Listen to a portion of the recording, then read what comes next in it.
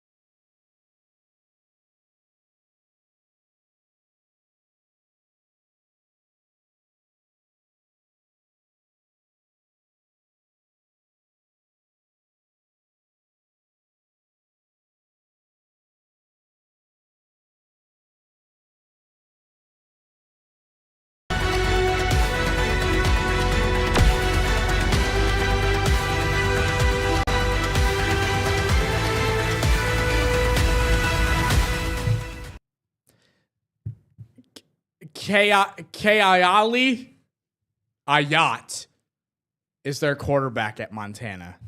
The pronunciation was so just gruesome that it killed my computer. 32 touchdowns, 8 interceptions, nearly 4,000 passing yards this season from Hawaii. His 4th year with Montana. Believe this is his first year at the starting quarterback. No. We're huge Ayat fans this weekend. Yes, we need him. Let's do it. Need him to ball out. Maybe we'll get a training camp invite. Maybe he will. We'd have to get a jersey. That'd be awesome. See where he goes. Watch 2 Montana games all season. Let's get to some hockey now. Why don't we? Big news out of the NHL on a couple different angles. I know you wanted to get to the Flyers a little bit, Ricky. They're having a really stellar season. The Penguins also in the news today, and they are off tonight, but ownership change for the Pittsburgh Penguins. The Fenway Sports Group selling them for, the price isn't exact, around $1.7 billion to $1.8 billion to the Hoffman family. That's chump change. Well, for this family that I looked into a little bit, Mr. David Hoffman, the CEO, pocket change for him. Pocket change for a multi-generational family that's in investing with real estate. A lot of dollar signs involved in this family. And looking into the article, I was reading a little bit. It says the Hoffman family was really interested in buying an NHL team or an NBA team. Ultimately decides to purchase the Penguins, and obviously it has to go through the process of the NHL looking it over and the long contracts that have to do with purchasing a sports team, a professional sports team, which I imagine is very extensive and takes a while to go through. But it comes in a time where the Penguins are kind of in the middle of the pack right now. They're and that's the way it's been the last couple of years. They've been not in the best spot, and I think a big factor is, the superstars that they were led by for years in those mid to late 2000s, early 2010s when they won their Stanley Cups, and Crosby and Malkin and some of those bigger names, Brian Rust. They're getting older. Age is catching up to them. Father Time is undefeated for a reason, and maybe this is a change they needed, and hopefully they can start to build on. I know last year, one of the big things the Penguins were really trying to do was focusing on the younger core, and it's going to take time to develop that, but obviously a big step in a direction where, maybe Crosby and Malkin, their careers are coming to a close soon, or maybe they go to a new team when I'm not sure their contract situation is at the top of my head, but obviously a really big move for the Penguins, and obviously having the baby Penguins right down the road from us. Yeah, the Penguins have started off the season actually pretty hot. They were playing well. They had their goalie play was pretty good of late as well. But over the last week, 2 weeks or so, they've blown a lot of late leads. I think they blew another lead a few games ago. They were up 5-2. Blew that lead in the third period. And, you mentioned Crosby, Malkin, those guys are all getting older, Letang. This is a team that was built around that core three. And ever since then, Crosby, again, has shown no interest in leaving. They still have tried to put a suitable team around him in hopes of this team catching fire. But, and again, it did seem earlier in the year like that was going to happen, but they have really just struggled to defend the net. That has really been a big issue over the last 2 years, and there are some concerns with this team going forward. And they're middle of the pack. They haven't been bad, but they haven't been good either. Where you look at a team like the Flyers, they've had a couple bad years recently, but they've invested in some of their young talent. They've made some smart trades. Where the Penguins have given out some bad contracts. They traded their starting goalie, who won them a Stanley Cup, and Tristan Jarry, who was a part of that team, gave him a lucrative contract. He did not live up to it. They had to move on from him. I think they got a pretty nice deal out of it in return. But overall, this has just been a Penguins team that right now, you don't know what to do. They're in a tough situation, and they've lost 6 straight games. And I'm sure that this fan base is getting a little antsy, a fan base that has been used to success under Sidney Crosby. But they're going to have a lot of big decisions to make, and maybe it starts with this one. I know they brought in a new head coach this past season as well, but there's certainly a Penguins ownership that I think is going to see some reshuffling in an organization that, you don't really know what direction they're going to be going in the next couple of years, as their star players are getting older, getting well into retirement age, and we'll see what happens. But yeah, certainly a little bit a shakeup in the Penguins organization. Crosby's he's 38 now, and yes. He's still leading the team in goals and points this season. And I pull up the stats right in front of me. It's Crosby, Malkin, Rust, Carlson, the top 4 in points on that team. And those are all guys in their mid to late 30s at this point. It feels like one of those situations where, and I feel like this happens a lot with some teams that have a rich history and they've seen success, and they're still clinging on to their stars that they had years ago, the faces of the sport. And this feels like a case in the Penguins where they don't want to hit that rebuild button, but you just need to press it. You got to press it and move on. And, Crosby gave you a great 2 decades of hockey. And you reach a certain point where you just need to reset it. You need to look at the talent you have on the current team that's maybe younger, the talent you have here in Wilkes-Barre Scranton, which I know they've called up a few guys this season. And there's been a couple promising players that have come through the system here in the AHL and now can make some noise in the NHL. But I think it's tough because the Penguins, they're used to winning. They won 2 Stanley Cups in a span of 3 years? Yes. They had won it. And now you're at a point where you're trying to figure out what direction do you go in now? What superstar, which player can you build around if you're the Penguins? And I don't think building around Crosby, as talented as he is and as good as he is of a player, is just suitable anymore. And it's unfortunate to say, but he had his time. The Penguins were one at the top of the NHL for years, but other teams are starting to take over now. And you mentioned the Flyers. I know they had a couple first-round picks last year, and they've really done well in the draft the last couple of seasons to start building that up. And now you look at them, they have the 4th best record in the Eastern Conference.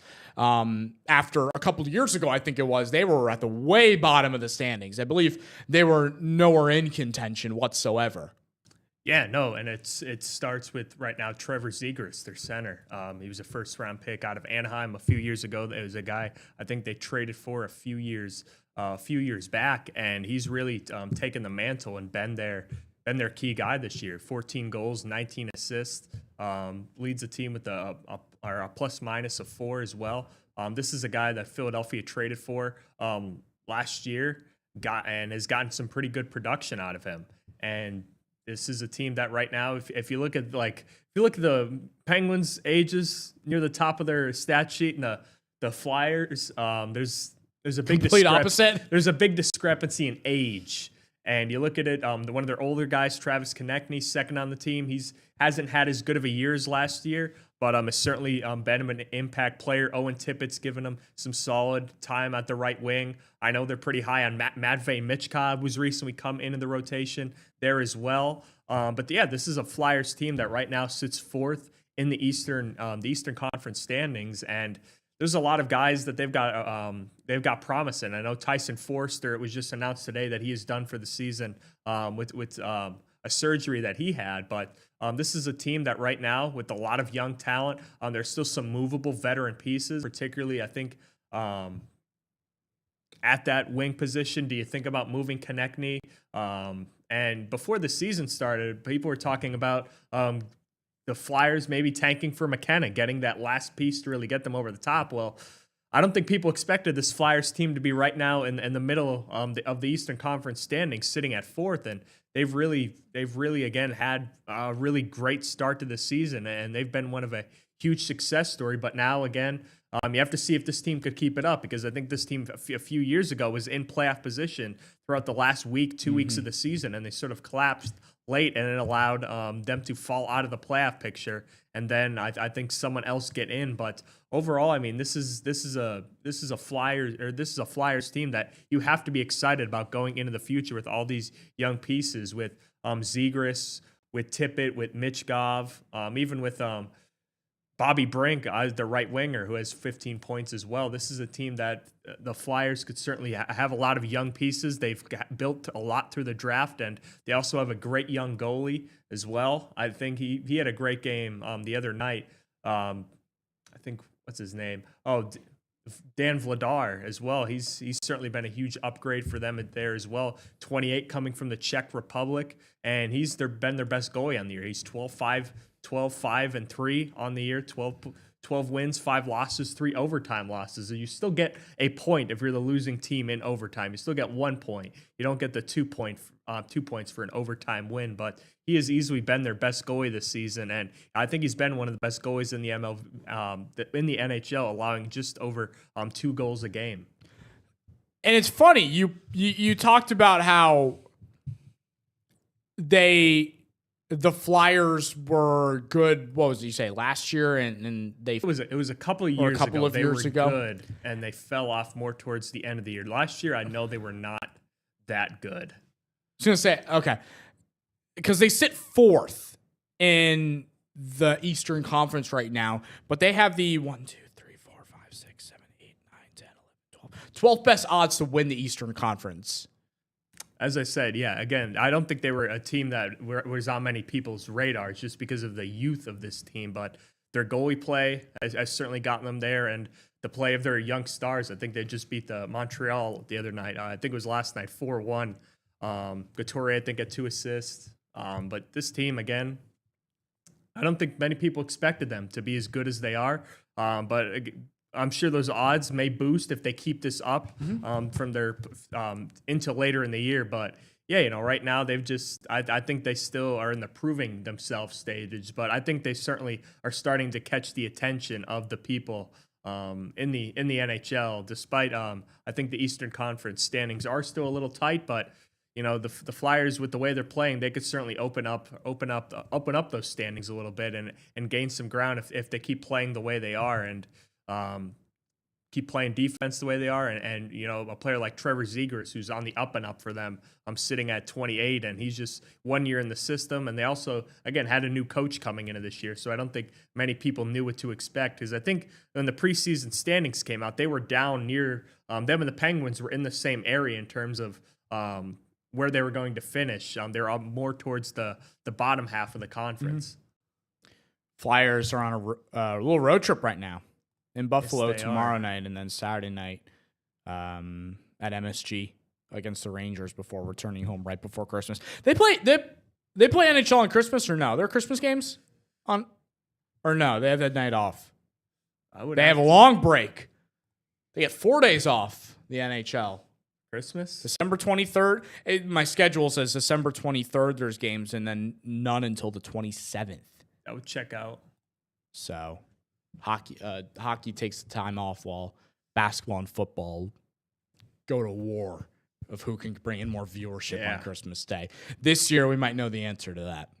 Well, everyone's going to watch football regardless, but the games are not going to be as competitive. No, basketball's usually got a floated slate from 12 p.m. to 10 p.m.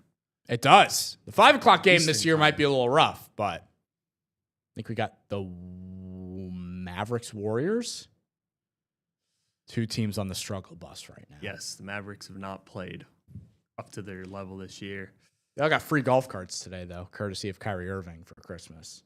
Custom golf carts. He's still working his way back from. He could play later this season. There's a chance. I mean, Cooper Flagg I think has sort of found his footing. First, I believe the youngest player to score 40 in a game. Yeah, he's the original record holder. Your guy. Do I say the greatest of all time, or is that going to confuse some people if I say that? Probably confuse some people. That's a good segue to take a break. Maybe we'll talk some hoops when we get back. Let's talk some basketball halfway here through 28-22 Sports Night. We'll be right back in just a couple minutes.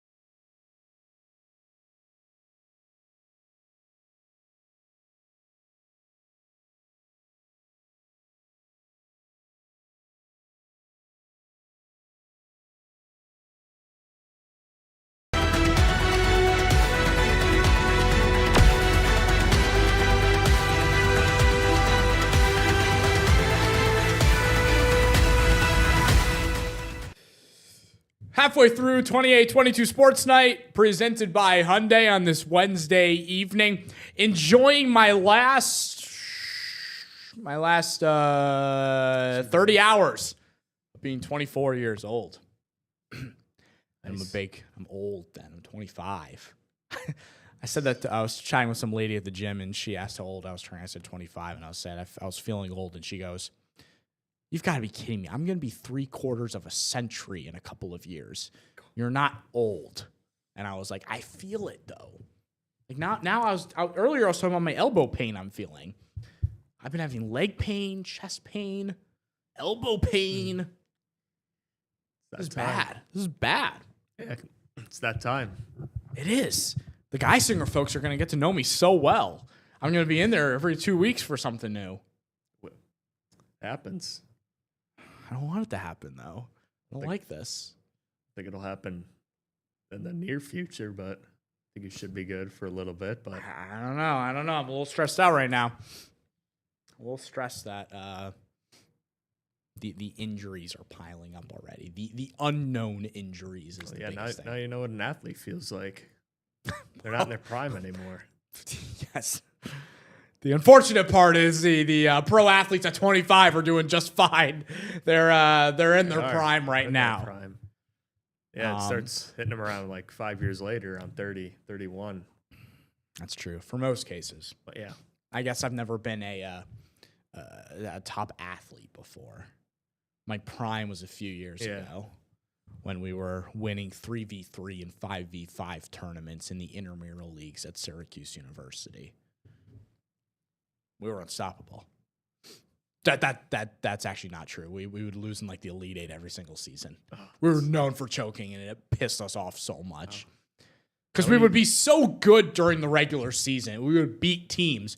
But then as you continued, there were so many intramural teams that you didn't face all of them because you played 5 regular season games. You had one each week. It wasn't a long season. And then you get to the playoffs, and it's a 100-team bracket, and you run into a team when you get to the Sweet 16 or Elite 8.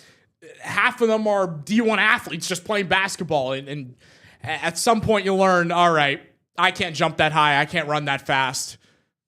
And they're going to grab 6 offensive boards on you, and you're not going to win. You're not going to win. Fair. So it was tough. And we had some talent on those teams, but it was fun, though. We had our coach. He rocked his quarter zip. He brought a clipboard with him. There were a couple times where the referees would be like, "You can't have a coach on your sideline," and he'd freak out on them. What do you mean? What do you mean? I'm the coach. I gotta be with my team. And then he'd have to go sit on the other side of the court alone and just watch us play. But then those were the games that we would lose because we didn't have our coach telling us, "Hey, run this play. Hey, let's go into it." He's a big Syracuse fan growing up, so he liked being in the zone and pickup. We probably looked like lunatics running 2-3 zones in intramural basketball. I'm sure the just pick up a damn man. Yeah. What? I was gonna say, I'm sure the people did not enjoy that. No. I got competitive. They'd be sitting in the 5 out.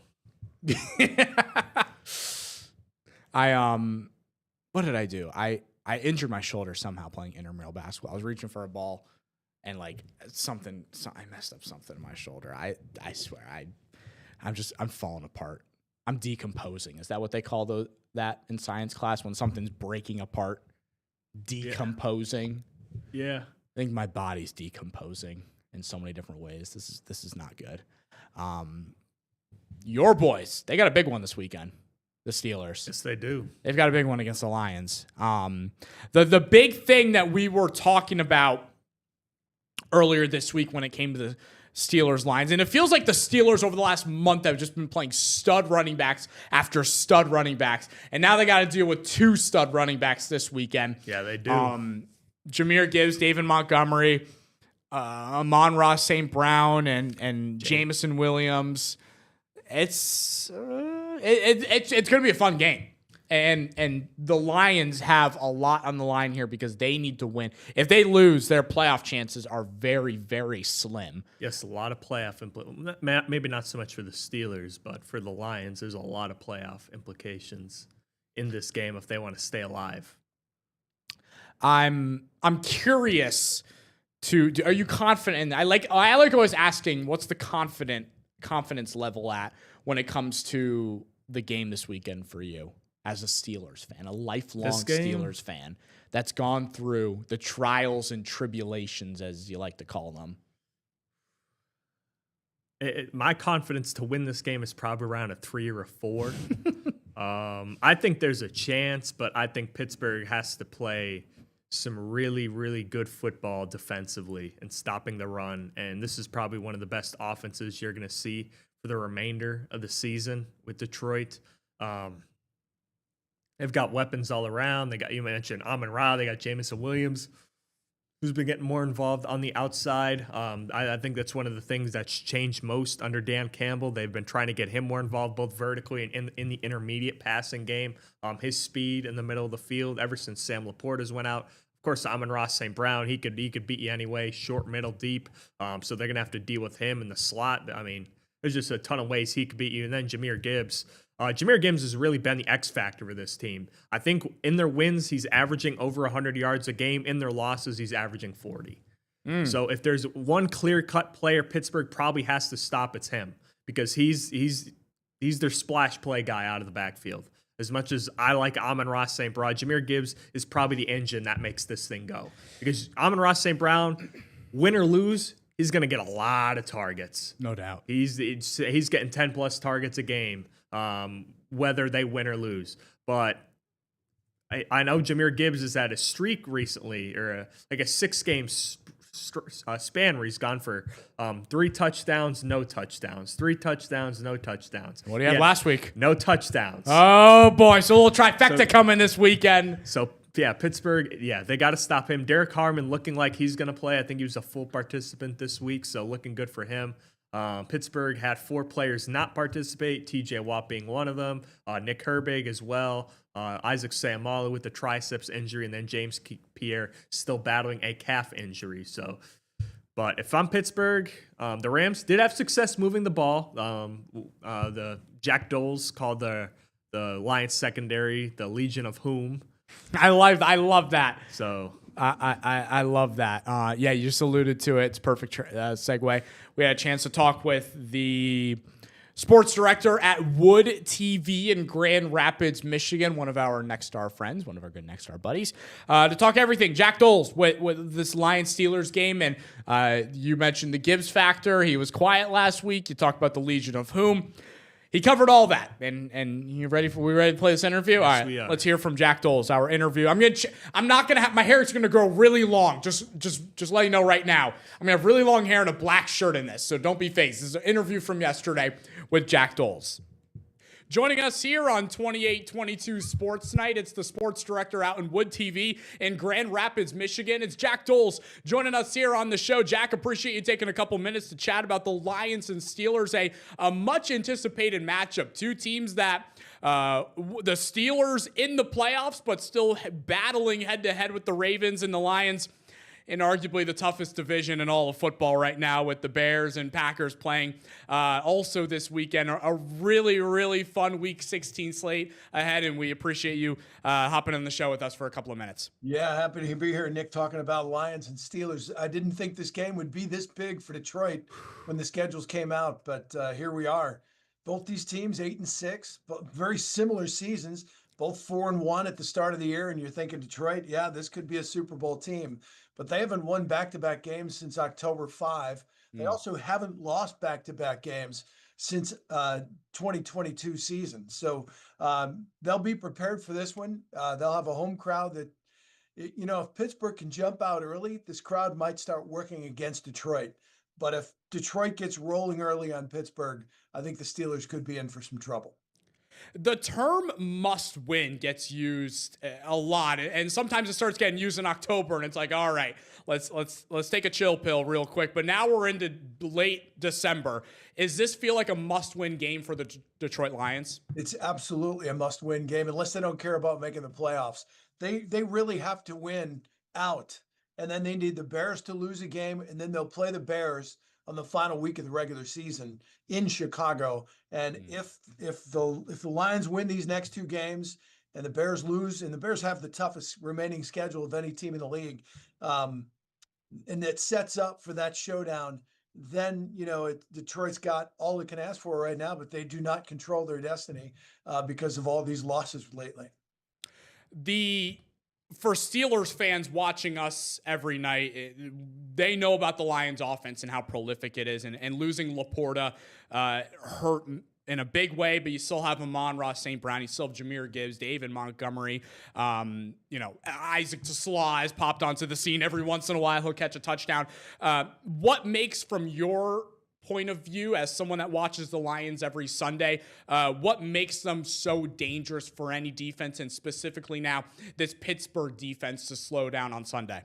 Well, a couple of things. First, they've also lost Christian Mahogany and Giovanni Manu. The interior of their offensive line has been decimated by injuries.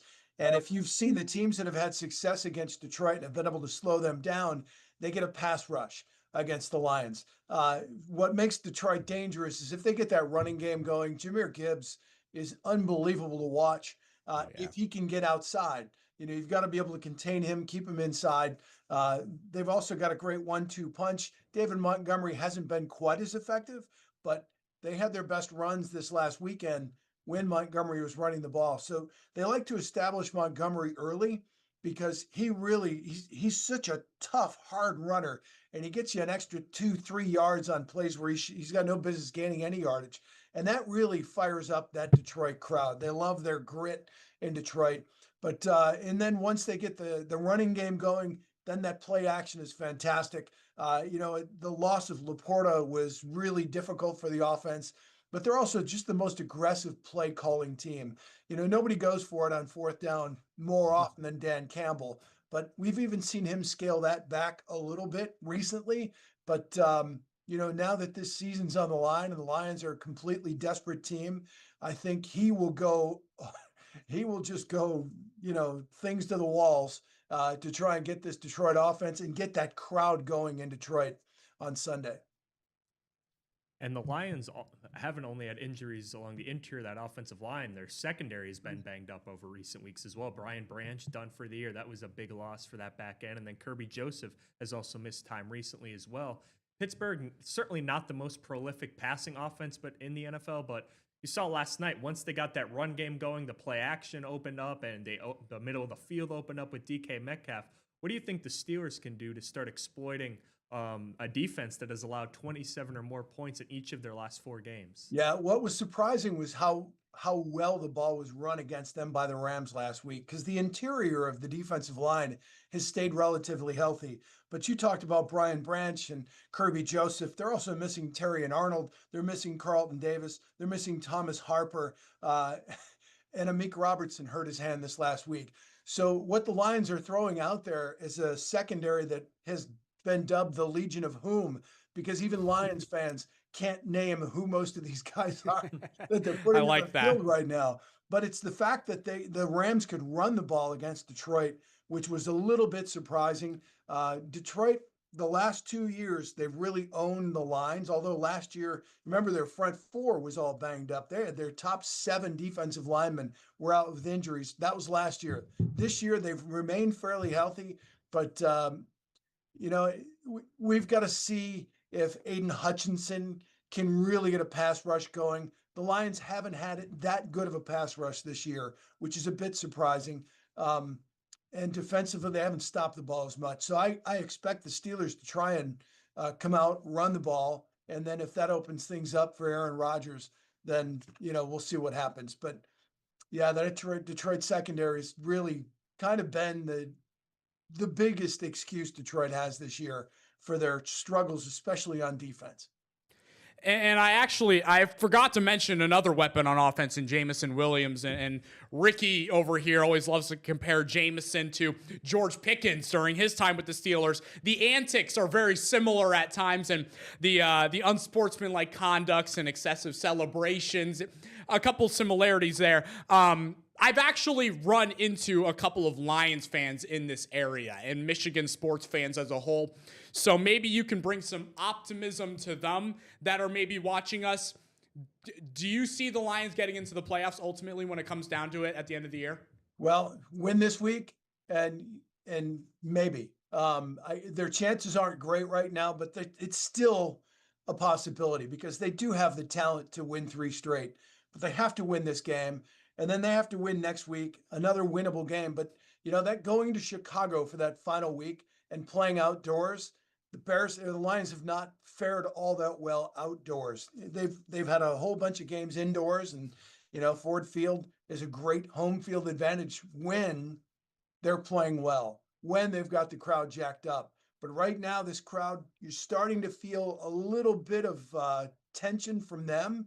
It used to be, I'm seriously, you go to a Grand Rapids Griffins hockey game and the crowd was chanting Jared Goff, Jared Goff. We're not hearing quite as much of that, although, when Goff has time, he's as good as anybody in the NFL, but he's not a, if this Pittsburgh pass rush, and I don't think you're going to have TJ Watt, right? That's a problem. But probably not. Yeah. No, I don't know. Mike said he was watching film.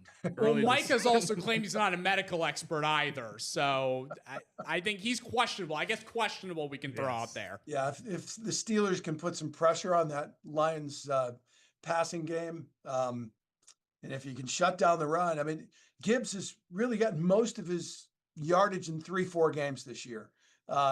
Last week he was really a non-factor in that offense. And if they can find a way to do what the Rams did last week with Gibbs, that's a big plus. I know there's a lot of Michigan fans that are really hurting right now. It's funny how quickly the conversation has changed in Michigan State's favor since Pat Fitzgerald got hired and another guy gave $400 million to the athletic department and the football program. And now what we're seeing at Michigan with Sharon Moore, it's crazy how fast things can turn around. And I think Lions fans can hold out hope that if they can win this game, again, Chicago's got to win. If Chicago wins out, they win their division. If Chicago loses this week and the Lions win out, then that game, that final weekend, because the NFC West has been so good, the loser of that Bears-Lions game could be missing the playoffs. So it's a crazy what's going on with the NFC West, but it's still there for Detroit. Just got to win out. And lastly here, Aaron Rodgers. Obviously he's played the Detroit Lions a lot in his career. The Detroit Lions, I think, played him and knocked him out of the playoffs the last time he was in Green Bay at Lambeau Field. And I'm sure he's going to be thrilled. He's going to probably be asked about returning to Detroit maybe one last time in his career.